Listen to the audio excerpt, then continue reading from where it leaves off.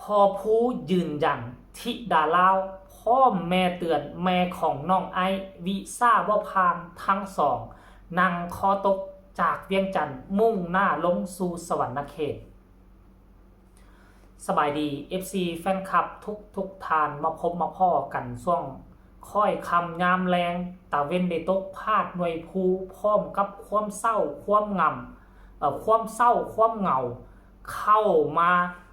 ในหัวจิตหัวใจและค่อยกระเสือว่า FC แฟนคลับทั้งลาวและไทยก็ฮู้สึกแบบนี้เส้นเดียวกันทีแรกก็คิดว่ามีแต่น้องที่ดาลาวบ่ผ่านแต่เอาไปเอามาแม่เตือนก็บ่ผ่านเพราะว่าแม่เตือนจะมาเป็นผู้ค้ำประกันให้ที่ดาลาวบังเอิญนามสกุลบ่ตรงกัน ทะเบียนราษฎร์บ่ตรงกันทั้งแม่เตือนทั้งที่ดาลาวก็เลยบ่ผ่านแล้วบัดนี้คลิปก่อนหน้านั้นเจเบาลาวก็ได้ให้ข้อสังเกตและก็ข้อแนะนำไปคันว่าให้แม่ของน้องธิดาลาวมาแม่เมน่ะอาจจะไปได้แต่ว่าแม่เมก็คงจะบ่ผ่านแม่เพิ่งได้ออกมาอธิบายเป็นที่ชัดเจนเรียบร้อยแล้วว่าแม่เมคนที่จะไปญี่ปุ่นได้ต้องมีรายรับต้องมีรายรับอย่างน้อย6 เดือนในช่วง6 เดือนนี้ต้องมีเงินเข้าเงินออกบ่ต่ำกว่า100 ล้านกีบหมายเข้ามาเป็นคนที่มีวิชาอาชีพเป็นหลักเป็นแรง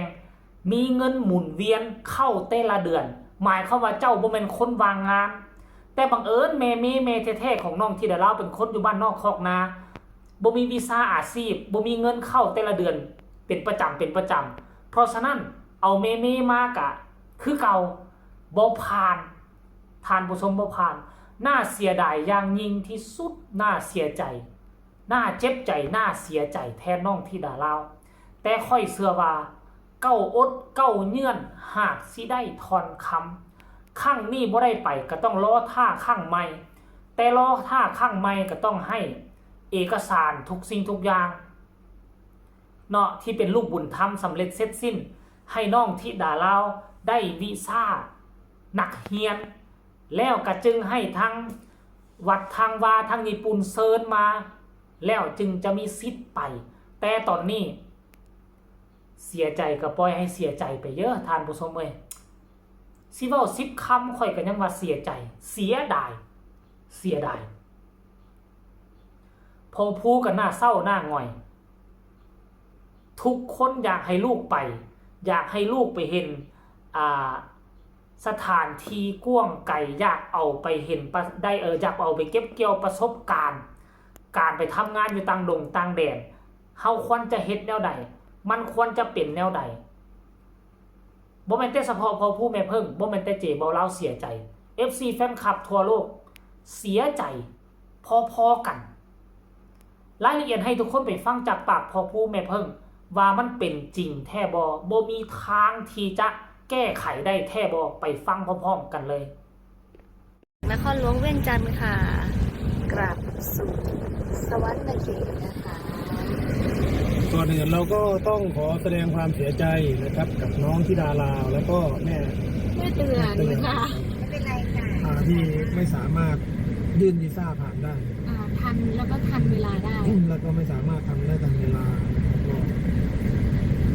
เพราะว่าวันที่2นี้เราจะต้องถึงญี่ปุ่นแล้วนะคะก็สามารถดำเนินการได้เนาะแล้วก็โดยส่วนตัวแม่เตือนถ้ายื่นลำพังคนเดียวนะได้อยู่แต่ทีนี้แม่เตือนต้องค้ำน้องธิดาด้วยนะคะถ้าค้ำน้องธิดาพร้อมแล้วก็มันจะมีผลไปถึงเอกสารหลายๆอย่างค่ะจะได้เฮ็ดให้น้องธิดานะคะยังไม่สามารถเดินทางเข้าญี่ปุ่นได้ในขณะนี้ใช่ค่ะเดินทางไปต่างประเทศว่าท่านไหนของประเทศใดที่มีวีซ่านะคะก็ต้องรอค่ะรอบัดนี้รอมูลรอถามมูลอยู่นี่ไปก่อนแข้งขาซอยไม่เตือนมาเสร็จไม่เตือนมาซ้ำปิดซ้ำเปิดเทอมเพราะว่าก็ชวนพ่อโก้ไปด้วยที่จะมีสิทธิ์ก็คือตอนที่น้องได้วีนักเรียนต้องเป็นวีซ่านักเรียนไทยเรียบร้อยก่อนแล้วเราจังค่อยสามารถขอวีซ่าโดยใส่พ่อโก้กับแม่พึ่งค่ะเป็นคำประกันทางคุณแล้วก็ยื่นขอวีซ่าสถานทูตญี่ปุ่นประจำประเทศไทยนะคะ แล้วก็ทางวัดที่ญี่ปุ่นก็สามารถเชิญตรงผ่านมาที่พ่อครูแม่พึ่งแล้วก็น้องธิดาได้หลังจากวีซ่านักเรียนออกก่อนนะคะตอนนี้ก็คือเรายังไม่ได้วีซ่านักเรียน ประมาณเดือนพฤษภาคมไม่นาน แต่ค่ะแล้วก็ด้วยความที่เป็นผู้เยาว์นะคะอายุ 12 ปีนะคะยิ่งไปประเทศที่ค่อนข้างที่จะมีข้อกฎหมายอะไรข้อบังคับใช้หลายๆอย่างเนี่ยเป็นเรื่องที่ยากแห้งค่ะนี่ขนาดน้องเมื่อก่อนไปก็พอกับแม่แท้ๆยังตรวจแล้วตรวจอีก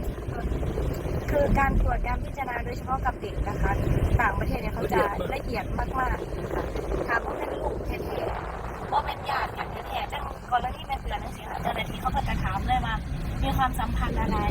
ถ้าเป็นป่าก็ต้องเป็นป่าในทะเบียนบ้านเดียวกันนี่นะคะต้องนามสกุลเดียวกันหรือว่าอยู่ในทะเบียนบ้านหลังเดียวกันนะคะหรือว่าสันกะต้องเป็นแม่แท้ๆเดินทางร่วมไปนั่งมาที่นี่ผู้แม่กะว่าสามารถไปได้เนื่องจากว่าสบายเจ็บป่วยดูนะคะแต่ถ้าเกิดไปเป็นอย่างญี่ปุ่นเนี่ยแค่ตัวนี้เดียวนะคะเป็น100,000 200,000เลยนะคะรักษาพยาบาลนะคะแพงมากที่ต่างประเทศแต่อีกอย่างหนึ่งก็คือส่วนตัวของแม่เมฆอะไม่ได้มีอาชีพถ้าจะไปต่างประเทศการขอวีซ่าเนี่ยคือต้องมีอาชีพที่มีรายได้ชัดเจนนะคะที่แล้วก็ต้องมีเงินแสดงในบัญชีอย่างต่ำก็คือเป็นเงินไทยกับประมาณ100,000 บาทเป็นเงินเล่าวคือประมาณ100 ล้านกีบนะคะถ้าจะเดินทาง2 คนก็ต้องมีอย่างต่ำก็คือ200-300 ล้านกีบโชว์ค้างในบัญชีไม่ต่ำกว่า6 เดือนมีเงินเขาเงินออกหมุนเวียนตลอดแล้วก็มีรายได้ที่ชัดเจนนะคะปริมาณสูงเพียงพอที่จะทำให้สถานทูตเชื่อถือได้ในการเดินทางว่าไปแล้วจะไม่โดดไปแล้วสิวันนี้ไปแล้วกลับมาแท้เป็นจังไดทุกคนสรุปรวมแล้วปิดประตูแล้วประตูที่เปิดสิให้น้องธิดาลาวได้ไปญี่ปุ่นก็คือมันได้บานประตูได้ปิดลงแจบสนิทแล้วเพราะว่ามันบ่ทันแล้วเด้สิไปแก้ไขหยังก็บ่ทันแล้วเด้วันที่2นี่ต้องฮอดญี่ปุ่นมื้อนี้วันที่เท่าใด22ยังเหลือเพียงแต่10 กว่าวันเพราะฉะนั้นจะไปแก้ไขทางอื่นมันคงเป็นไปบ่ได้ทุกคนอยู่ในรถก็เลยได้ทอดใจท่านผู้ชมระยะเกือบ 400-500 กิโลประมาณ400 กิโลเวียงจันทน์สวรรณเขตคงจะเป็นการเดินทางที่อึดอัดที่สุดของน้องธิดาลาวแต่ยังดีที่แม่เตือนก็บ่ผ่านคันว่าแม่เตือนผ่านแล้วธิดาลาวว่าผ่านคนที่จะทุกข์ใจคิดในใจ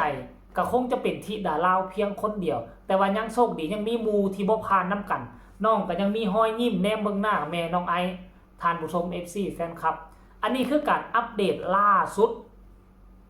เหตุการณ์เรื่องการวีซ่าบ่ผ่านของน้องธิดาลาวก็เอามาฝากเอามาต้อนกันเพียงซ้ำนี้ขอความเมตตากรุณา FC น้องธิดาลาวทั่วโลกพากันส่งกำลังแห้งใจไปให้น้องธิดาลาวด่วนโดยการกดไลค์กดแชร์กดติดตามที่สำคัญจะกดข้ามโฆษณาและที่สำคัญไปกว่านั้นก็คือให้คอมเมนต์